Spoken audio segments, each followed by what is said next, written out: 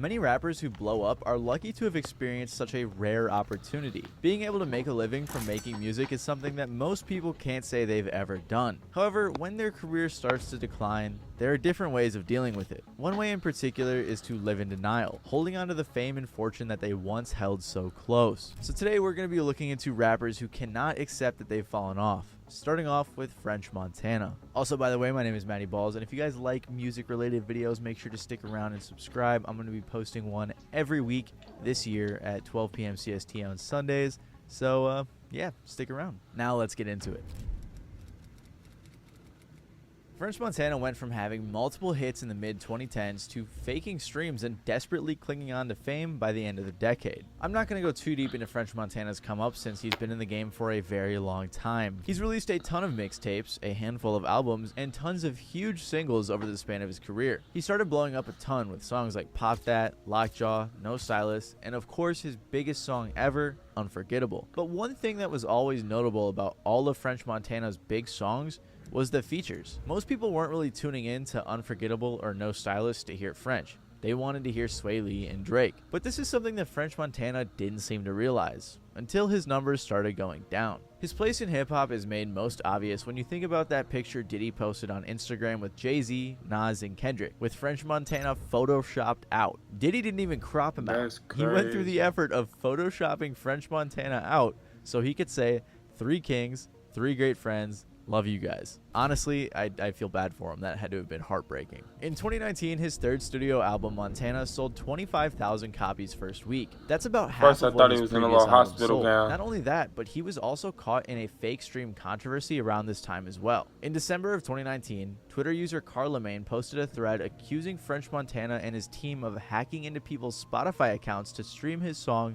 Writing on the Walls, with many screenshots of other people saying their account was randomly playing the song. They also noted how the song was 21 on the Spotify charts, but it was 1,192 on the Apple Music charts, which clearly indicated how the streams were being faked on Spotify. I went into more detail on this in my video called The Biggest Scam in the Music Industry, so if you're interested in botted streams, feel free to check it out after this video. And despite how crazy faking your streams is, things somehow managed to get worse for French. In April of 2020, French Montana made one of the biggest mistakes of his entire career when he said that he has more hits than Kendrick Lamar. More specifically, he said to Complex, "I mean, honestly, you could put somebody like Kendrick Lamar next to me on the same stage at a festival. I might outshine him. Not because I'm a better rapper or whatever it is, it's just that I got more hits." This sent the internet into a frenzy, with everybody clowning on French Montana. He even had Young Thug making fun of him. Stupid ass said he got more hits than Kendrick Lamar. Everybody on the internet collectively agreed that both statistically speaking and musically speaking, Kendrick Lamar is better. Not only have you never had a #1 hit, Kendrick has had 8 laying in the top 10, while you've only had 2. Still an accomplishment, but it's nowhere near enough for you to be like, oh, I got more hits than Kendrick Lamar. This seemed to be the beginning of the end for French Montana's career. Following this, a hilarious thread started when someone tweeted a Squid Games meme saying, "For the next game, you need to name 5 French Montana songs without features." French Montana himself then decided to respond to this tweet with like 14 of his own songs, with the top reply being, "All you proved is that French Montana is the only person that can name 5 solo French Montana songs." After this, French Montana had a bit of a breakdown on Twitter, just spamming about how people have amnesia and are forgetting all of the amazing albums that he had given them. It turns out, though, that this meltdown and the whole idea that the listeners have amnesia was actually just promo for his next album, They Got Amnesia. He dropped the lead single for the album, FWMGAB, right after the Twitter drama, so it was clearly an attempt at promotion. Months later, he released the album They Got Amnesia, and if you can't tell, it seems like the title of the album was literally inspired by people who apparently had amnesia since they couldn't remember how successful French Montana was. But in reality, it just seemed like he was in denial of what his place was in the rap game. Most recently, he released a million different versions of a bunch of his songs on his new album Mac and Cheese 5, likely trying to get more streams or have more of a chance at going viral on TikTok. Now what French Montana did was not just release Mac and Cheese 5, but he released it again and again and and again and again and again. And if these 6 versions of the album were not enough to get your attention on streaming services, don't worry, because French then went on to release every version of the album's 21 songs as singles, so they didn't just infect his streaming profile, but all of the rappers featured. One of the reasons he did this with the singles is because it would spam appear on every featured artist's Spotify page. Oh, and he also released a 126 song version of the album as well, called Mac and Cheese 5 Versions. One person tweeted, "This looks like a cry for help.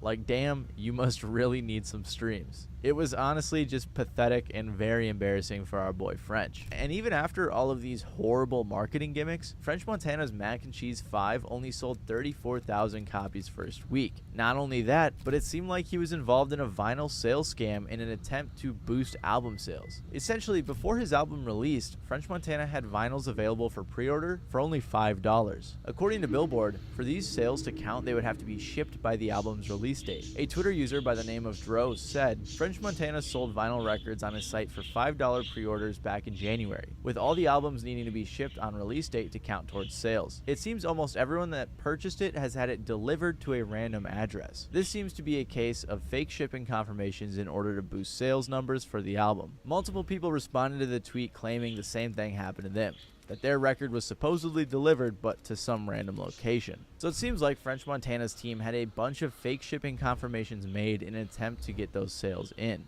At this point in his career, French Montana keeps trying to grasp onto the fame that he once had, when in reality, he's just digging himself a deeper hole. I'd honestly be surprised if anyone takes him serious after everything he's said and done in the past few years. And just because French Montana's career stinks doesn't mean you have to. Lately, I've been really trying to up my fragrance game and make sure I smell good all the time, so that's why this video is brought to you by Scentbird. Scentbird is a fragrance subscription that allows you to choose a new design fragrances that are all up. You get to pick what scent first month at Scent here called Mano Fresh from Versailles. And make sure to check out the links down below. Now let's get back to the rest of the video.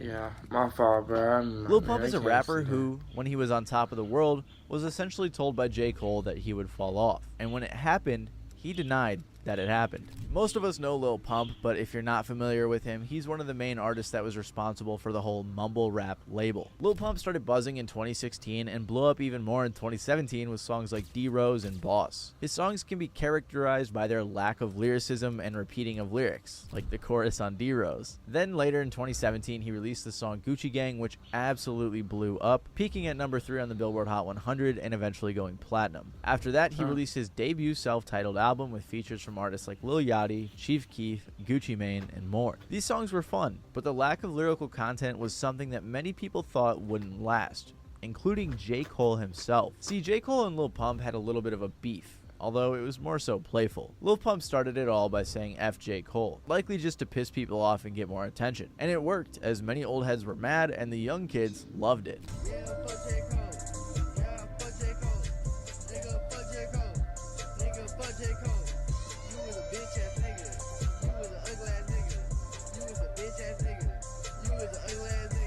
This was a trend for a while, but J. Cole never responded, at least directly. However, after releasing his album KOD in April of 2018, people noticed that the song 1985 seemed to have something to do with Lil Pump. In the song, he says, "All these people poppin' now is young. Everybody say the music they make is dumb. You gotta give a boy a chance to grow some." He continues, "I heard one of them diss me. I'm surprised. I ain't trippin'. Listen good to my reply.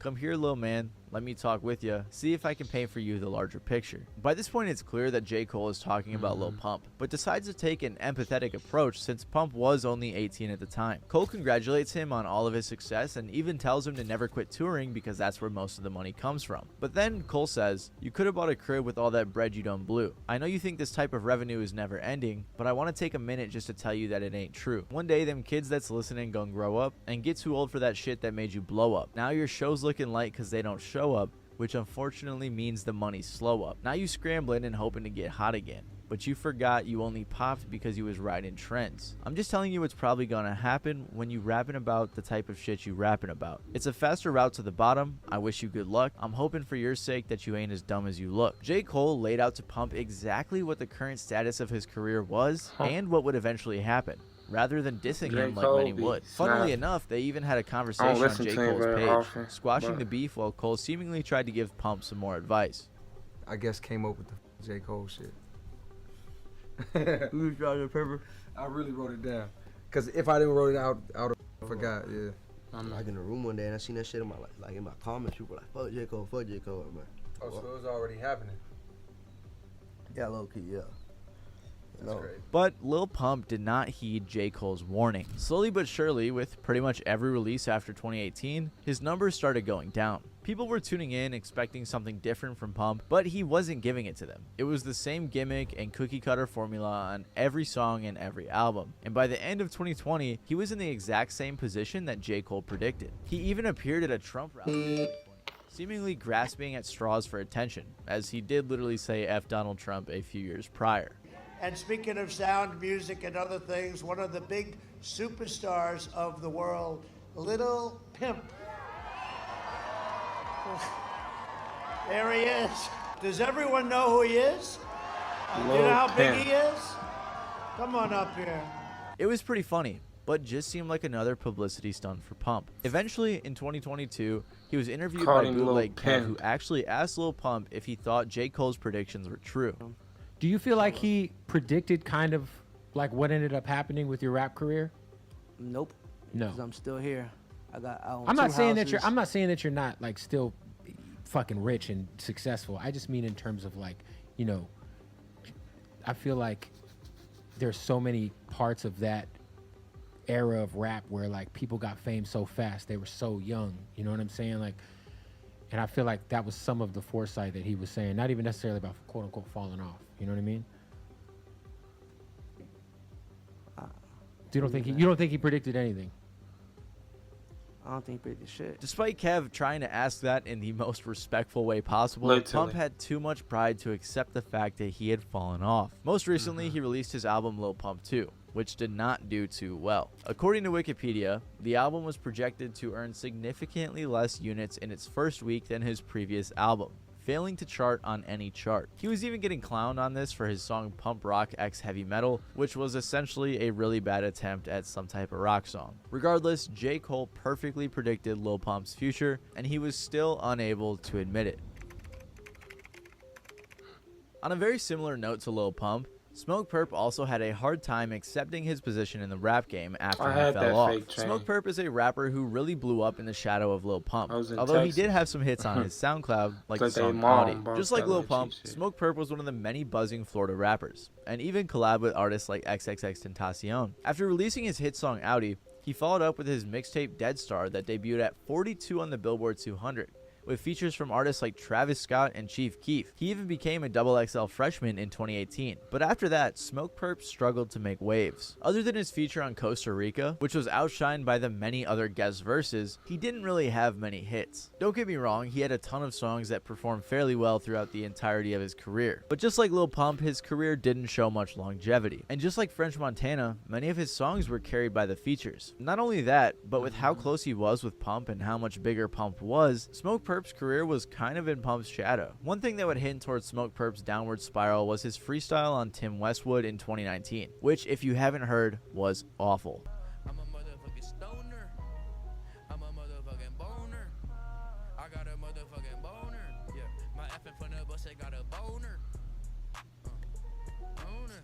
He claims that he was just having fun, but that didn't stop the entire internet from clowning on him for years to come. The video has a whopping 70,000 Horrible. dislikes, and they even had to turn off the comments. Even to this day, I think people are still joking about the freestyle. About a month after that, Smoke Perp posted on his Instagram story, first they said I'm falling off, then their new excuse was we want old Perp, made the whole Florida Jit album like old Mosh Pit Perp, and now those same people are acting like they been knew I was about to turn back up like this. I'm streaming crazy and my music going up more than ever. Basically, he was denying that he fell off, saying he was doing better than ever before, and then was trying to promote his next album, Florida Jit. But people saw through it, and one of the top comments is, "Bruh can't accept the fact that he fell off, so he keeps lying to himself," Exactly. which was honestly true. They're Especially trying to since lie to right us. after that, he released his album, Florida Jit, and it only sold 5,000 copies, and only 130 digital albums were sold as well. He got clowned into oblivion on the internet. so much so that he even played into the joke and said another free project on the way. Perp really took a hit here, and wouldn't really be talked about much more until 2022. A video was posted online of Smoke Perp performing at a show to a crowd that looked like it was about 20 people. Like the internet does, everyone began making fun of his fall off online. Someone in his Instagram comments asked him, "Is it true that you only had a few people at some show? I saw some video about it, I think." To which Perp replied, "Yeah, there was a show that was pretty empty that I didn't have to do, but I'm gonna give my fans a show regardless, always. I wouldn't be here without them." I think a lot of fans liked this response and thought he was being kind-hearted, but it was a show on his tour, so I think he did have to do it. I think that was a lie. Regardless, shortly after that, Hello Yassine reported that Smoke Perp didn't show up to a show in damn, that was a show on your tour. That empty is bad.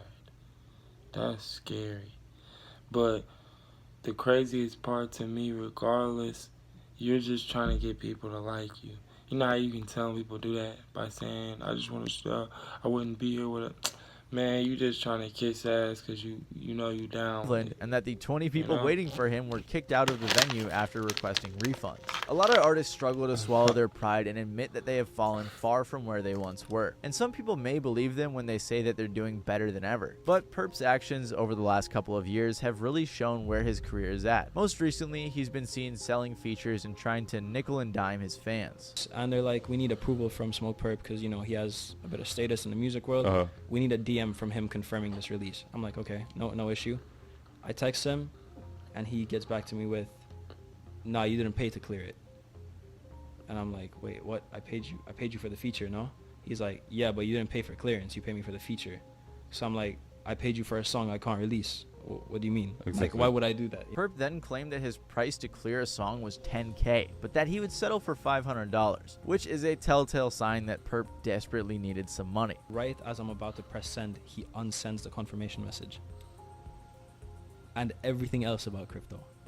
And I actually screen recorded it because I saw the unsend messages coming up, so I started screen recording it. I'll send this to you, bro. So basically, Perp was trying to scam this guy, which really shows how far his career has fallen. Not only that, but him and Pump have both been trying to make a comeback recently. And they were actually making TikTok skits in an attempt to promote their latest song, Tesla. And that's always been viewed as a bit of a corny way to promote a song, so it's strange seeing artists that used to be insanely huge doing that on TikTok. And a while ago, he even posted a snippet of him heavily biting Yeet, which people were really upset about.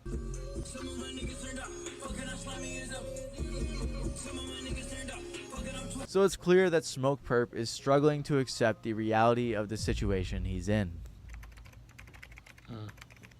YBN Namir is an artist I've covered multiple times on this channel, but recently he's had a bit of a meltdown that I believe needs an update. Like I said, I've covered Namir before, so if you want a more in-detail breakdown of his whole career, feel free to check out this video on him after this one. Namir even said he liked it. But basically, Namir blew up with songs like Rubbing Off the Paint and was fairly successful for a handful of years. He helped put on artists like Almighty J and Corday, who in particular would go on to be much more successful than Namir himself, especially since fans liked his lyrical abilities. But as Corday rose, Namir began to fall in the shadows of his friend. Couple that with cringy songs like Soul Train and just overall bad music, Namir began falling off hard. Because of this, Namir started doing a lot of goofy things that led the entire internet to lose any respect they had left for him. He even had his own L compilation. Other than songs like Apostapa with 21 Savage going viral on TikTok in 2021, Namir hadn't seen much success since like 2018. He did briefly sign with Def Jam, but after releasing his album Faster Car Music, it's likely he was dropped since it didn't perform so well. By 2022, it was pretty well established that YBN Namir had fallen off, but even then, he was denying it. He said, "People constantly saying I fell off. Whole time I just be chilling and staying to myself. I've been viral my whole life. This stuff cool, but it's really whatever. They would never really understand." But that was not the last time that Namir would deny falling off, because he went on another huge rant after a recent beef with Aiden Ross. About a month ago, Aiden Ross offered Namir $20K to box in an event he was hosting, but Namir asked for $100K. Aiden responded on stream saying that Namir was not worth $100K, and instead talked about how he not only would have made $20K, but that he would have also gotten a ton of free promo, and maybe it would have helped to revive his career. Following that, they went back and forth for a little bit. Same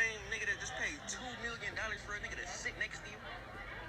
Don't mention me if it's some bullshit. I don't give a fuck about no free promo, no dick holding shit, because I'm not that type of nigga. I got it. Namir, you're not worth $100,000. You fell off. You suck at music. You failed your music career. Namir decided to respond to this on Twitter by showing off all of his platinum and gold plaques, with the caption "One Hit Wonder" with a yawning emoji. But the issue was, no one was calling him a one-hit wonder. They were saying that he fell off. So then he went to show his Google net worth, which is supposedly $4 million. But he doesn't However, have those are $4 million. notoriously unreliable. The top comment on this post is literally, YBN Namir is the first person to claim his Google net worth, which is true because these are super inaccurate. And there was also a bunch of Instagram posts that I can't find anymore because he deleted them, but basically he was posting all these like unreleased songs and playing them out of his notes app with tons of big features and big names, and he was basically trying to show off that he still has hit-making potential. So clearly Namir has denied falling off and decided to flex his money and his accolades. But just like with Smoke Perp, his real situation is revealed by his actions. At the beginning of this month, he was caught charging fans $3 to DM him, and then tweeted about it defending himself. Even more recently, he posted to his story, "Lock in with CEO YBN Namir. Starts with a feature but could easily go to, roll with me to all my shows, interviews, premieres, and real studio sessions. A young man will fly you from your hometown and change your life. Call one of my other rapper homies and set up a collaboration for you and make you go platinum. When you sign to me, I will blow you up." I honestly don't have any words for this. I have never seen an artist so down bad for money that they're gonna pretend to be a CEO and a professional marketer, and it's just insane. But to be honest, you can't help but feel a little bit bad for people like Namir and some of the others in this video. I swear to God, I check comments. I'm not the type of person to just, oh yeah, I'm not gonna check my YouTube comments or Instagram. I check all that shit. And I'm like, damn, y'all really saying this? Y'all was just on my motherfucking side. I'll be like, damn, I be feeling hurt in the motherfucking house. I mean, imagine the entire internet clowning on you for years, making fun of all of your failures. You already got to deal with the financial issues and knowing that your career is over, and now you have a bunch of people online pointing it out to you and reminding you of it. It's crazy to me how in and out everybody, all them was. The craziest part is how Lil Pump got choked out and let bro choke him out to try to get clout. But you let that man choke you to sleep. Because you're like, yeah, it'll go viral. That's damn near why he did that. I know they didn't show it in the video, but I know y'all seen that video. But, yeah, every one of them that fell off. You know what I'm saying? Especially Namir. They ain't talk about how Namir, what he did. Namir was, he was charging how much for a feature. I forgot how much it was. And bro tricked him like, bro, I don't want no fucking feature. And he was sorry. It was like $250 or something. I forgot how much money it was. But it just be funny shit. Yeah, nobody's paying that man $100,000 a box. You know, never. You're lucky he said $20K. Oh yeah, I would have pocketed that and knocked whoever I was in the ring. And promoed, he just knew he couldn't fight. It's like if Aiden had asked him to come out there and not have to fight, like just come on the stream so we can talk about what happened, and he would have been cool with that. Like, pay me just to come out and talk. But nah, he wants you to fight. And he like, nah, he don't know how to fight. That little nigga don't know how to fight. So he knew it would have been all bad for him. He seen it coming. It would have been bad for him. But it's not like he was fighting nobody, no professional or nothing. But y'all leave y'all comments down below. Y'all leave a like. Subscribe if you're not. If y'all enjoyed the video, I would appreciate that. Till next time.